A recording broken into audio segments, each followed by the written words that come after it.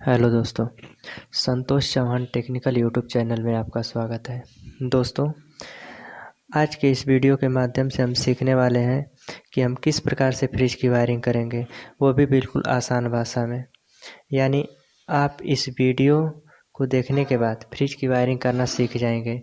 तो चलिए वीडियो को स्टार्ट करते हैं। तो देखिए दोस्तों, सबसे पहले तो जो हमारा फ्रिज होता है उसका मेन कंपोनेंट उसका कंप्रेसर होता है। तो हमारे पास यहाँ एक कंप्रेसर है। दोस्तों, कंप्रेसर में 3 टर्मिनल होता है, एक कॉमन टर्मिनल, एक स्टार्ट टर्मिनल और एक रन टर्मिनल। अब ये जो हमारा कंप्रेसर होता है इसमें 2 बाइंडिंग की जाती है, एक तो रन बाइंडिंग, दूसरी स्टार्ट बाइंडिंग। अब हम रन तथा स्टार्ट बाइंडिंग के एक एक सिरे को लेकर के आपस में जोड़ देते हैं, जिसे हम कंप्रेसर का कॉमन टर्मिनल कहते हैं। अब ये जो हमारा कंप्रेसर होता है इसे स्टार्ट करने के लिए हमें एक रिले की आवश्यकता पड़ती है। दोस्तों, हमें कंप्रेसर को स्टार्ट करने के लिए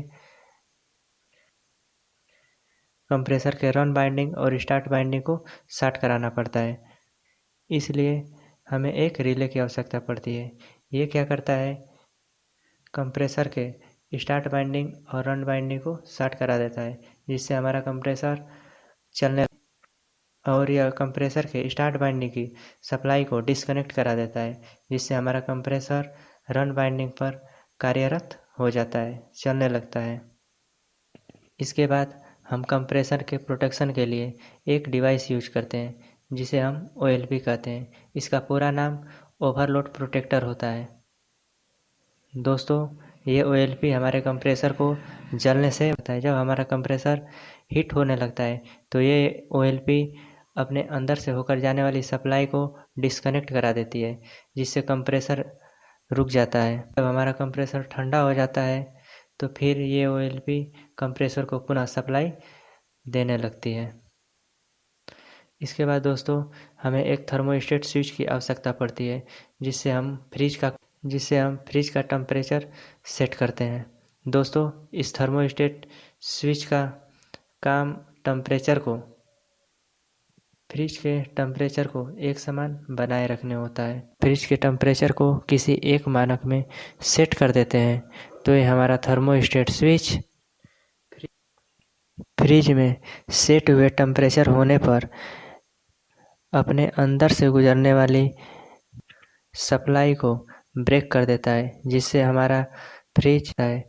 हमारा कंप्रेसर रुक जाता है और फ्रिज की रेफ्रिजरेशन साइकिल रुक जाती है, जिससे हमारा फ्रिज काम करना बंद कर देता है।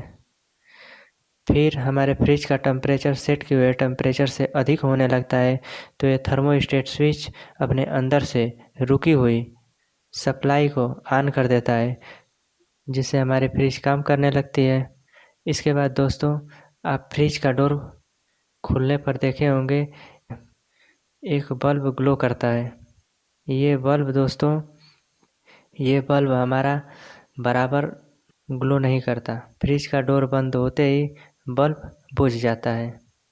इस बल्ब को ऑन और ऑफ करने के लिए एक स्विच लगी होती है, जिसे हम डोर स्विच के नाम से जानते हैं। दोस्तों, फ्रिज के सारे कंपोनेंट को ले लिए हैं। अब हमें एक 3 पिन टॉप की आवश्यकता है, तो चलिए ले लेते हैं सप्लाई, जिससे हम फ्रिज में पावर सप्लाई देंगे। अब हम फ्रिज की वायरिंग करना सीखेंगे। तो दोस्तों, सबसे पहले जो हमारा बल्ब होता है हम उसका कनेक्शन पहले कर लेते हैं। तो जैसा कि हमने बताया कि जो हमारा ये बल्ब होता है ये तभी ग्लो करना चाहिए जब हमारा डोर ओपन हो। तो हमें क्या करना होता है कि जो हमारा फेज सप्लाई होता है उसे प्लग टॉप से लेकर जाएंगे और जो हमारा डोर स्विच होता है उसके इनपुट टर्मिनल पर पावर सप्लाई दे देंगे। इसके बाद दोस्तों, डोर स्विच के आउटपुट टर्मिनल से हम एक वायर कनेक्ट करेंगे और बल्ब में दे देते हैं। दोस्तों, अब हम बल्ब को पावर फेज सप्लाई दे दिए हैं। इसके बाद दोस्तों, हम एक न्यूट्रल का वायर लेंगे और उसे ला करके बल्ब में डायरेक्ट दे देते हैं। इसके बाद हम कंप्रेसर की वायरिंग करेंगे। इससे पहले हम एक डोर स्विच से एक फेज का वायर लेंगे और अपने थर्मोस्टेट के इनपुट टर्मिनल पर कनेक्ट करा देते हैं। अब दोस्तों थर्मोस्टेट के आउटपुट टर्मिनल से हम एक वायर कनेक्ट करेंगे और अपने रिले के कॉमन टर्मिनल पर कनेक्ट करते हैं। अब इस रिले में हमारा 3 टर्मिनल है।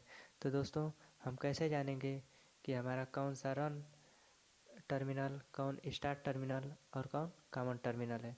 तो दोस्तों इस हमारे रिले पर CSR लिखा रहता है। C का मतलब होता है कॉमन, R का मतलब होता है रन और S का मतलब होता है स्टार्ट। दोस्तों अब हम रिले के R वाले टर्मिनल यानी रन वाले टर्मिनल से कंप्रेसर के रन वाले टर्मिनल को और रिले के S वाले टर्मिनल यानी स्टार्ट वाले टर्मिनल से कंप्रेसर के स्टार्ट वाले टर्मिनल को जोड़ देते हैं। इसके बाद दोस्तों हम न्यूट्रल का एक वायर कनेक्ट कराते हैं और OLP के इनपुट टर्मिनल पर जोड़ देते हैं। दोस्तों इसके बाद हम OLP के आउटपुट टर्मिनल से एक वायर कनेक्ट कराते हैं और उसे कंप्रेसर के कॉमन वाले टर्मिनल पर जोड़ देते हैं। दोस्तों इसी प्रकार से हम सिंगल डोर फ्रिज की वायरिंग करते हैं। अब हम 3 फीट टॉप से एक अर्थ का वायर लेते हैं और कंप्रेसर में जोड़ देते हैं।